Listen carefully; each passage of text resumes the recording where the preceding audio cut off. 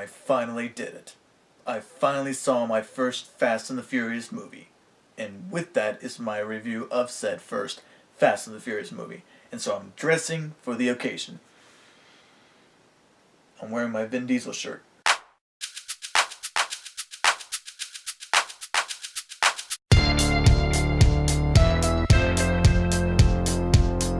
Hey everyone, David here, and no, that was not a joke. That was for a couple of days back. This is my first Fast and the Furious movie that I've seen in its entirety, from start to finish. And being that I saw it on opening night, why not review it? Here's my review of Furious 7. And in Furious 7, Dominic Toretto and, as he puts it, his family team up again to go after Shaw. No, not the same bad guy as the last one. This time it is his bigger brother, and this time he's coming back with a very harsh vengeance that, as it puts it, hits home. Now, David, how can you watch a Fast and the Furious sequel while not watching any of the previous installments in this multi-billion-dollar franchise? Because here's the deal.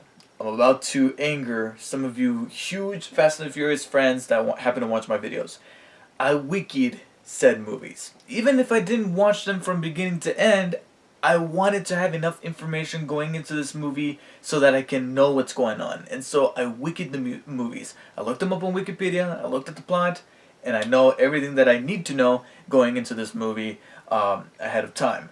Now, here's the thing: those plot sections in the Wikipedia pages of movies, they don't tell you how an actor portrays a character or how a certain scene is shot. Sometimes they abridge things. So sometimes it does pay off watching the movies. So there's probably going to be some things that I'm not going to get right or are going to be new to me, but people are going to be like, it's been like this since the very beginning. And one of those things is something that never clicked with me, because I really chose my words carefully when I said that this is my first Fast and Furious movie that I've seen from beginning to end, from start to finish, in its entirety. Because some of the earlier Fast and Furious movies, I've seen bits and pieces of. When I say bits and pieces, I don't just mean clips, like 4 or 5 minute clips on the internet or something like that. I mean like sizable chunks, like 20, maybe 30 minutes of each movie, maybe even 45 minutes of one of those movies, whenever it was on TV, and I would watch it for a little while before I had to go to school or to work or something like that. I remember, I think it was Too Fast, Too Furious, the one that I've seen the most of. So whenever I saw clips of that movie, I'm like, okay, I can kind of remember that. So I had a taste of what the franchise has been, and it's always had this style that has never really clicked with me, and that's definitely one of the things I didn't like per se about Furious 7, but it comes with the territory. It's something that I can't complain about. It's just personal taste. If you love it, that's awesome, but I've never been a huge fan of the style of some of these movies where things are very edited very quickly and things are just cutting left and right, especially the way this movie opens. Like, there's some bits where they zoom the camera, they're like zooming in on things, and I'm like, you didn't have to zoom and cut and make things just so frenetic. You can slow down and still have a really well made movie, as well as some of the other things like the very abundant hip hop and rap music, and then the constant shoving of girls' asses and boobs and bodies all up in your face. Don't get me wrong, they're hot and quite attractive, but sometimes the movie would be kind of gratuitous about it, to where I'm like, okay, I get it. There's even bits in this movie where I'm like, I feel like James Wan, who directed this movie, and if that name sounds familiar, that's because it does. James Wan is the guy who did the first Saw movie. The guy who directed the first Saw movie directed this, as well as Insidious, the first 2 Insidious movies, because we've got a third one coming out, but the first 2 Insidious movies, and The Conjuring. So he's mainly known for horror, but he was brought on to do Furious 7.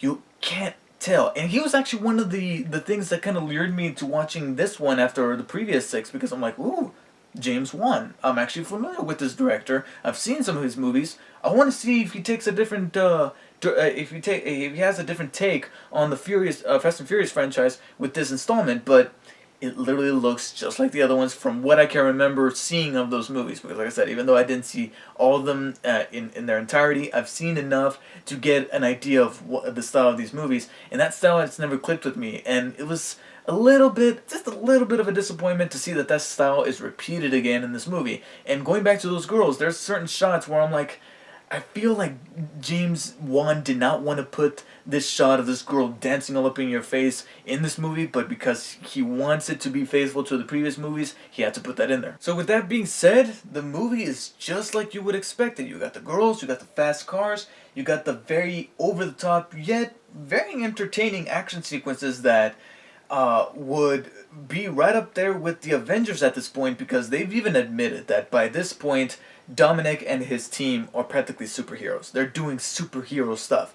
And it's a very strange contrast. Thinking back to that very first movie where it was just all about the racing, and then here we're doing just some really crazy things. And they do their best to harken back to those good old times. There's even a scene at the beginning where they do a race, but it's over in literally seconds. I'm like, that wasn't even a race. That was just a drag. And when I say a drag, I don't mean like a drag like, oh, it was dragging along. I mean like literally, like drag racing, where you just go from point A to point B and just see how fast you go within those few seconds. That's literally all that it was. It wasn't even that much of a race. So just like the best way to sum it all up is that if you like the last 2 or 3 where they started doing some of the crazy stuff, and you've been a huge fan of the Fast and Furious franchise since the very beginning, and you're faithful to these characters, you're loyal, just like a theme they keep repeating in this movie. If you're loyal to this franchise, chances are you're going to indeed love, or at the very least like, this installment. For me personally, I thought it was a well crafted action popcorn flick that does have its flaws. It does have its moments of, oh come on, especially in the action sequences like you see here. There's some that are very entertaining, very well handled, and I'm like, yes, this is a fun ride. I can even turn off my brain at some of the dumb moments, even though there was like 1, 2, maybe 3 where I'm like, heh, bullshit, he should be dead. The plot is pretty much just there to string these action sequences together, but unlike some other movies where the plot is practically non-existent, here at least they tried. At least they try to find a way to make everything cohesive and be like, okay, we're not just gonna spit this in your face and just be like action sequences, blah, blah, blah, and have them feel disconnected. You actually get a, like I said, cohesive sense of, okay, we're going from point A to point B, and this is why that action sequence exists. It looks like they came up with the action sequences first and then the plot second, but they still tried with the plot, unlike other movies. That's more than what I can say for other movies where the plot is, like I said, either non-existent or completely half-assed. Here, sure, it has its moments where you're like, okay, we're going into that territory where they just say, I'm hacking this particular thing, but I'm not going to show you the science behind the hacking because popcorn movie. But still, you go along with it, and I think they handled it way better than other movies do.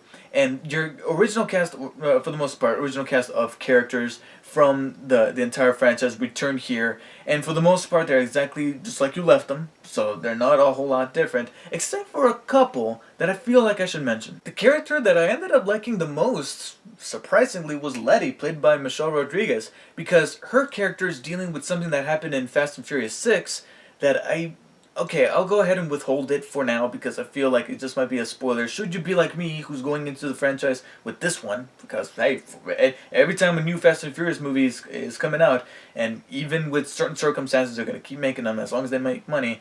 There's going to be some people like me who are going to be like, okay, I've never seen the movie, so I'm going to jump them in there. So for those people's sake, I'm going to withhold certain possible spoilers from the last movie. But she's dealing with something that happened in the last one, and I think it added a little bit of a dimension to her character instead of just being the tough badass chick that Michelle Rodriguez is usually playing. And I actually kind of sympathized with her, and I thought that Michelle Rodriguez, I mean, she's not Oscar caliber, but she brought some good emotion to the character that kind of surprised me, to be honest. Dwayne Johnson returns as Hobbs, who was introduced in Fast 5, I believe, but even though he did have a couple of really good one-liners that made me laugh and were really good, like, oh, you just got served type of moments. And he did have a cool moment later on in the climax, the one that you see before you, where he's wielding this Gatling gun. He's literally barely in the movie. I mean, like, man, he's got the easiest job ever because the movie decides to shove him to the side, and I'm like, no, he's a cool character. Have him on the team, but instead the movie sidelines him, and it's a huge shame. I really wish we could have seen more of The Rock because you can never get enough of The Rock. I mean, you can never get enough of The Rock. Same thing could be said about Jason Statham as the villainous older brother Shaw.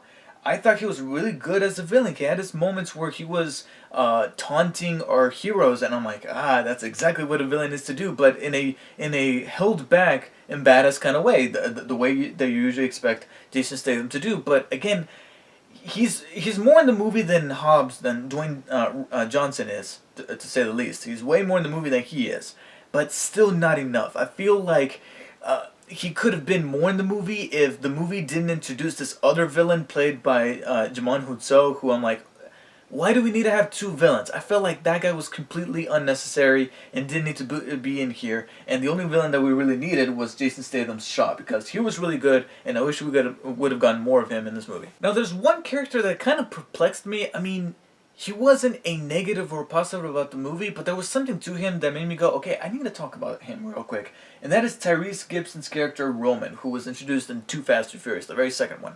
The very second one. Where it all started with the sequels. I think he is the perfect cipher for the franchise itself. Because, again, like I stated earlier in the review, I said that I saw really sizable chunks of these of the earlier Fast and Furious movies, and the one that I think I remember the most of is Too Fast, Too Furious, in which Roman was introduced. And if I remember correctly, in that movie, he was a little bit more, more reserved in that movie. I mean, he was cracking jokes just like he is in this movie, but here he's taken it to an extent where he's even referred to as the Joker, not the Batman Joker, but the Joker of the group. And even though, like I said, he didn't get on my nerves, I didn't dislike him. In fact, I thought he was. I don't know what he was, but I didn't dislike him. I didn't hate him. He wasn't ever on my nerves. But at the same time, I looked at him and I'm like, I distinctly remember this guy staring down people in Too Fast, Too Furious. Sure, he would say a one-liner here and there, but he had that tough image, like, you better not screw with me. Here, like I said, he's a Joker, and I feel like that's a perfect analogy for the franchise as a whole. It started off, sure, it wasn't the most realistic story, but it was kind of grounded. It had its own set of rules, and now these guys are just superheroes.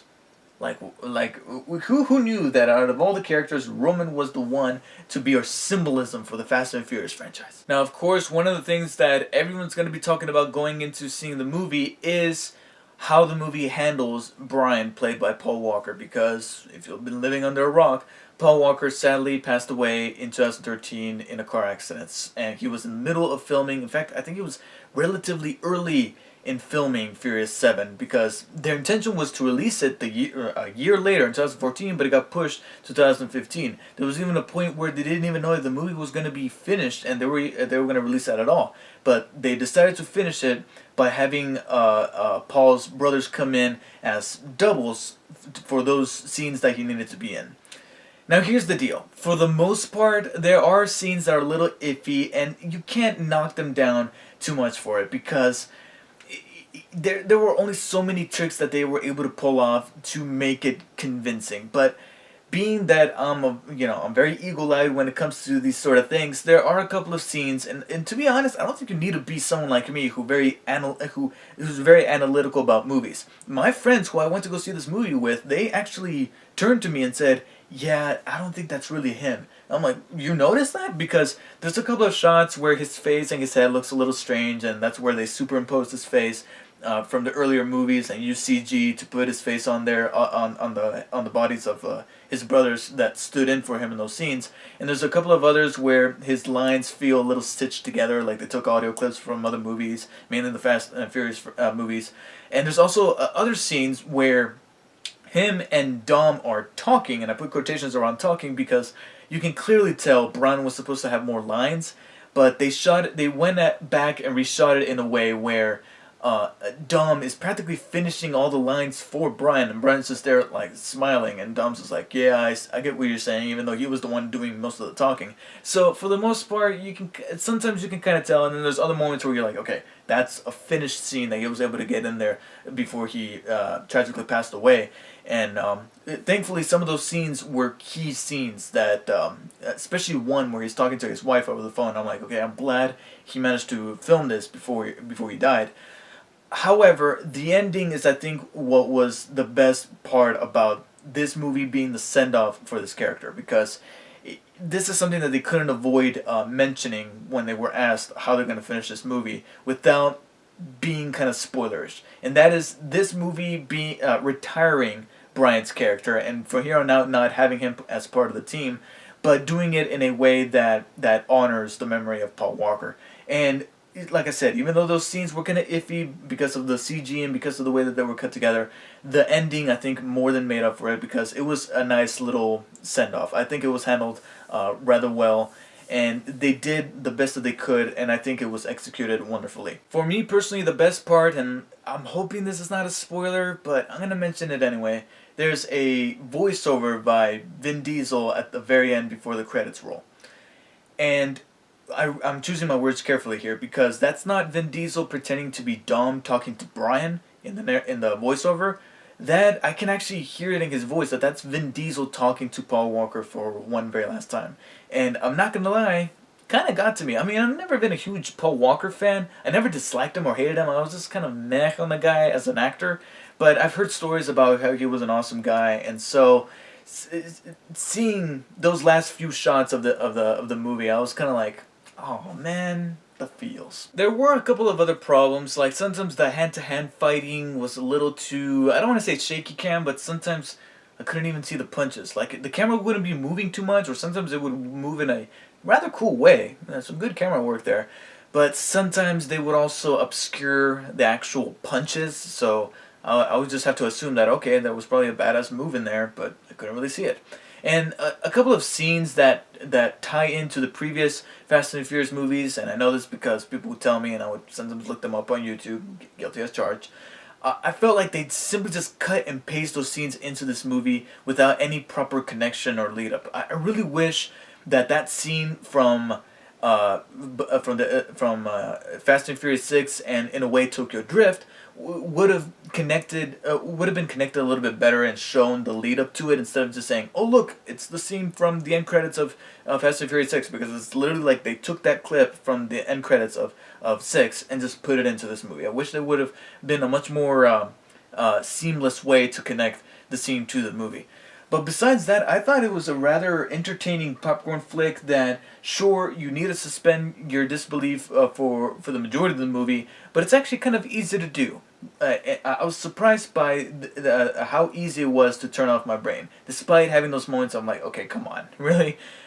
And you have a crew, a family, if you will, that has great chemistry with one another, and a couple of them I really liked, especially Letty. And they really do drive the movie forwards. I know, it's a pun right there. And also, I think it's a really good send-off for Paul Walker. I'm pretty sure that that wouldn't have been the case with his character should he have not passed, but still, they did the best that they could. Now, I was switching between two ratings, because that's how I felt, but for Paul, I'm telling you, that last shot won me over. For Paul, I'm going to give it the highest rating out of the two. So I give Furious 7 a low 8 out of 10. Again, there's still a slight disconnect because I've never been a huge fan of the Fast and Furious movies. And to be honest, I don't think Furious 7 is going to convince me to go back and watch those first 6 movies in their entirety. I really don't feel like doing it, to be honest. But I wouldn't mind checking another one out. And trust me, if this one makes money, which I'm sure it will, there's going to be another one. So let me know what you guys thought of Furious 7 if you have watched it, and what do you think the series is going to be now, being that things are definitely going to be different with Paul Walker no longer being a part of the team, but being part of a bigger team. Right up there. Thanks for watching, and I'll see you guys next time.